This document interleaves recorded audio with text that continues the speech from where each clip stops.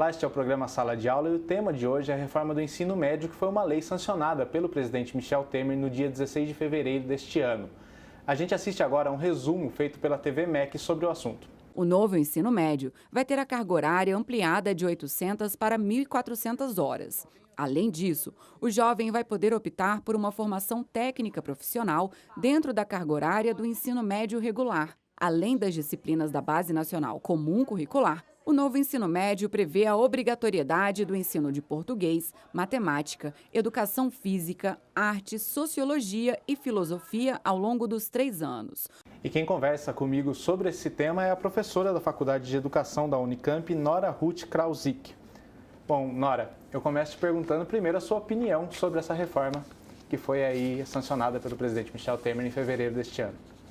Bom, em primeiro lugar, eu quero te agradecer pelo convite e por ter a oportunidade de a gente esclarecer informações que estão sendo transmitidas de maneira enganosa, como é o caso que você acabou de escutar.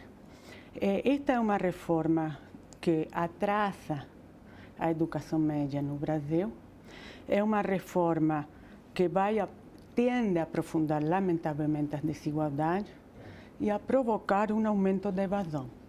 Quando eu falo de atraso, estou me referindo especificamente à formação profissional e técnica.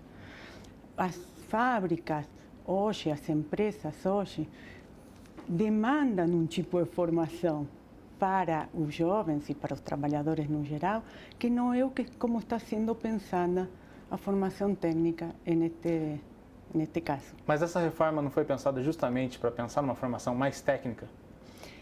Esta reforma foi pensada, eu diria, foi pensada por pessoas que não entendem nem de educação, nem de formação técnica especificamente, com toda sinceridade. E no caso da formação técnica, hoje, tanto no Brasil quanto no mundo inteiro, se pede um profissional que tenha uma formação generalista e não específica, como 50 anos atrás, aprender a fazer alguma coisa específica. Enquanto esta reforma, ela tira um tempo enorme dessa formação generalista para colocar no lugar a formação de diferentes modalidades, uma delas é a formação técnica, sem pensar como tem que ser repensada essa formação técnica, até porque está deixada em mãos das entidades privadas essa formação técnica. A gente não acaba tirando a decisão do que seguir, de que carreira seguir, de que área seguir do aluno com 17 anos e passando isso para ele com 14 anos? Muito pior do que isso, porque não é verdade que esta reforma permita ao aluno ou ofereça ao aluno a possibilidade de escolher. Ela é uma reforma na qual quem vai decidir o que o aluno vai aprender, o que opções o aluno vai ter, vão ser os estados. E os estados vão decidir em função de suas possibilidades. Então, pode ser que o aluno tenha na sua escola só uma opção chamada opção formativa. Ele vai escolher o quê? Se é a única que ele tem. E nós corremos o risco que, por exemplo, nos bairros mais pobres, o Estado decida que esse alunado precisa de formação profissional e então só lhe ofereça formação profissional. Então, a ideia da escolha não é verdadeira, mas o que sim é verdadeiro em relação ao que você está colocando é que ele vai ser decidido para ele tempranamente, de forma temprana, o que ele vai ser posteriormente, de forma antecipada, o que ele vai fazer posteriormente. A gente tem um vídeo até com o ministro Mendonça Filho falando sobre a reforma, na época em que essa reforma foi aprovada pelo Senado, um pouco antes do presidente Michel Temer sancionar a lei. Vamos ver. Grande e importante mudança, o ensino médio brasileiro apresenta indicadores muito negativos, que coloca o Brasil numa situação vexatória no contexto internacional, que não garante nenhuma perspectiva para o jovem do nosso país. As mudanças que foram aprovadas pelo Congresso, elas garantem uma sinalização muito forte da direção de que os jovens terão uma maior valorização do ponto de vista de qualidade e oportunidade com esse novo formato educacional que já tem sido seguido por todo o mundo. Bom, tá aí o vídeo do ministro Mendonça Filho, ele vai um pouco contra o que a senhora vinha falando até agora, mas ele fala de seguir uma tendência mundial. Realmente segue uma tendência? Isso é muito importante, porque como vocês podem ver, ele fala o mundo. Quem é o mundo? Primeira coisa. Nas audiências públicas, antes de chegar à lei, também se repetia sistematicamente nos outros países. Alguns casos, em algumas situações, se citaram casos como Estados Unidos, Finlândia, Coreia e algo assim. Não é verdade. Por que não é verdade? Porque as opções formativas nestes países chegam posteriormente a uma formação geral forte, densa. E em nosso caso, a lei prevê, no máximo, 1.800 horas de base nacional comum, ou seja, de formação geral. Se é no máximo, quer dizer que pode ser menos. Então, já é pouco e pode ser menos. Então, não é verdade. A formação, eu tive há poucos meses nos Estados Unidos, tive um ano lá, e a formação geral, a formação generalista, e não só de matemáticas e língua, de história, geografia e etc., inclusive de artes e tal, ela ocupa um espaço muito importante na carga horária do professor. São todas escolas integrais. A senhora falou anteriormente que tira um pouco da oportunidade do jovem essa reforma, porque em algumas localidades, talvez em cidades menores, tenha somente uma área voltada para a educação. Mas o ministro ele também fala de que tem uma valorização do jovem. É um contraponto isso, né? Essa valorização não tem como ocorrer de acordo com o pensamento que a senhora vem colocando. Sou uma área orientada para a formação profissional. Eu acho que não para a educação, como você colocou. O que significa valorização do jovem? Valorização do jovem. O ministro não diz o que significa a valorização do jovem. Na lei não diz o que significa a valorização do jovem. Valorização do jovem significa, por acaso, que a lei contempla a formação terminal, ou seja, o Estado poderá oferecer, não está nem obrigado nem desobrigado, oferecer certificados intermediários antes de cumprir os 3 anos de ensino médio. E para que serviriam esses certificados? Para o mercado de trabalho. E esse certificado, suponho eu, que não diz, e esses certificados são terminais. O que significa? Que com esse certificado, o aluno não pode entrar à universidade. Porém, com as necessidades de trabalhar, ele pode se sentir incentivado a deixar a escola, porque ele já tem alguma coisa que é o certificado. Então, isso não é valorizar o jovem, a meu ver. É pelo contrário, é confiscar o jovem ao lugar onde ele nasceu. Tá, Jair. A gente volta daqui a pouco falando sobre esse tema, que hoje aqui no Sala de Aula é a reforma do ensino médio. Em 2 minutos a gente está de volta.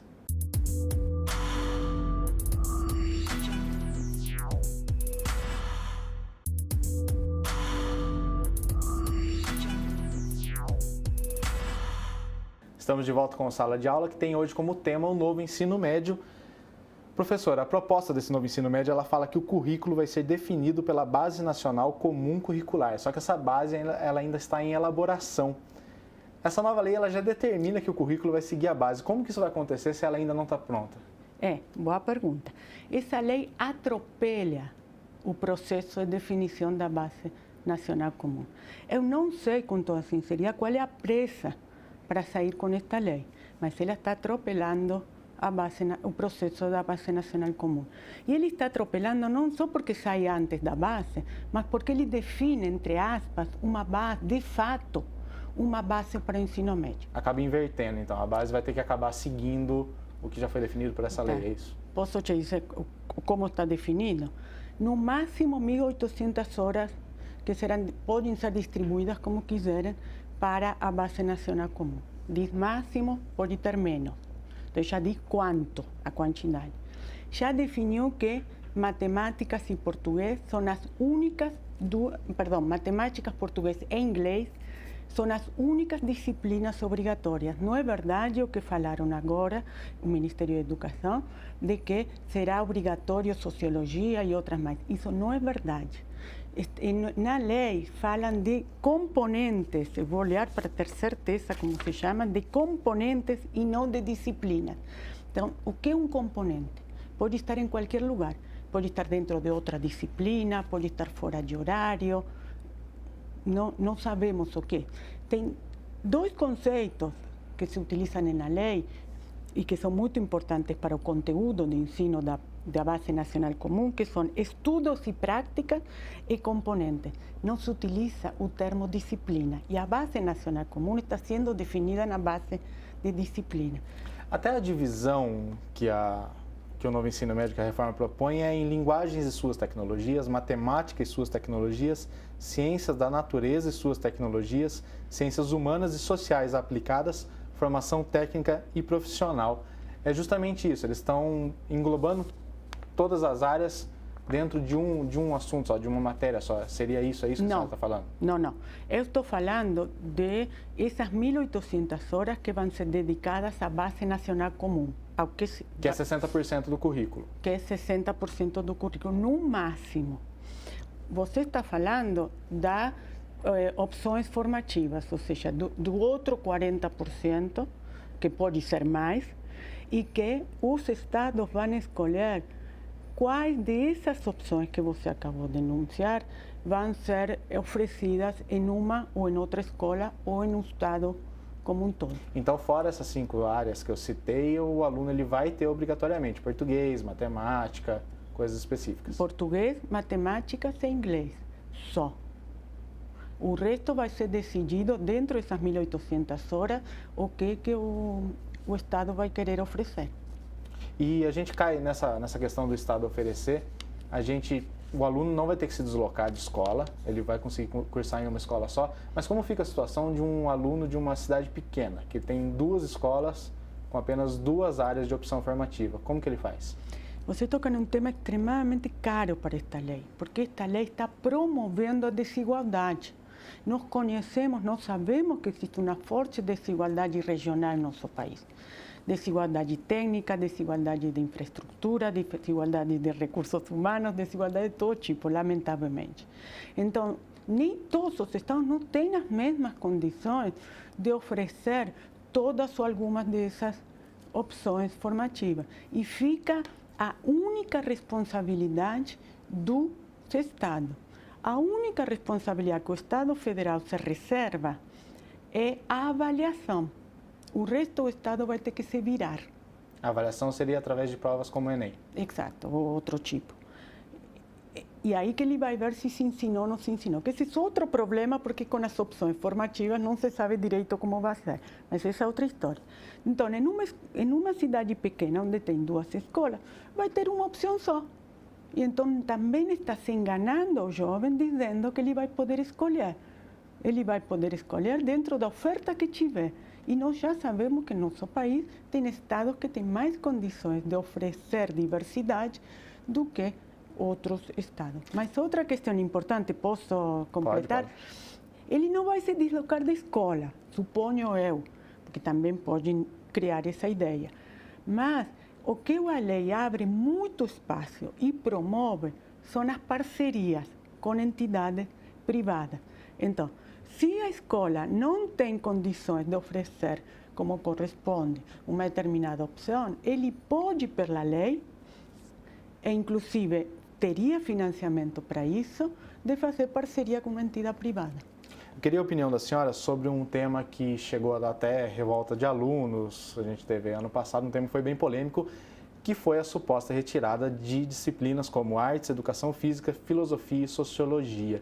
Queria que a senhora me falasse como é que fica a situação agora e qual a opinião da senhora em relação a essas matérias, a posição que o Ministério da Educação e o governo tomou nesse novo ensino médio em relação a essas disciplinas. Bom, a situação ficou extremamente confusa. Essa coisa de não se tomou, não está claro. Primeiro, quem vai decidir é o Estado.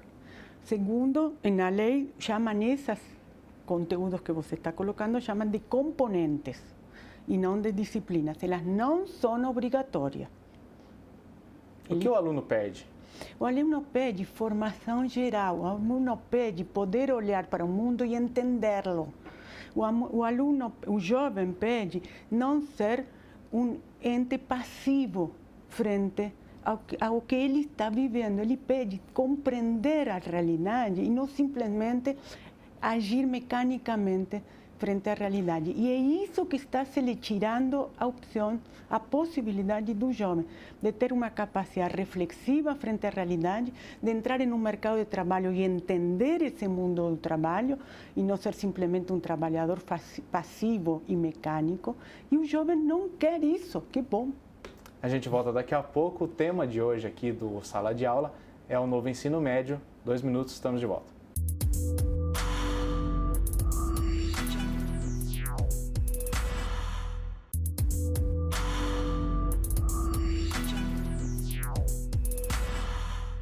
Estamos de volta com o Sala de Aula, que hoje fala sobre o novo ensino médio. E dentro dessa lei, um dos objetivos do governo é implantar aos poucos o ensino integral. A gente tem uma fala do ministro Mendonça Filho da Educação sobre esse assunto. Nosso compromisso em 3 anos de governo é mais do que dobrar a oferta atual de educação em tempo integral. Nós temos hoje 380 mil alunos em educação em tempo integral no nível médio no Brasil e a gente quer atingir 900 a 1 milhão de alunos em 3 anos. Então, há de se ter uma mobilização importante dos estados, que são os que mais atuam na educação de nível médio no Brasil e, evidentemente, fazendo com que, com a educação em tempo integral, a gente tenha mais qualidade, garanta melhor qualidade da educação de nível médio no nosso país, que é uma deficiência, infelizmente, ainda muito grande. Bom, tá aí o vídeo, professora Nora.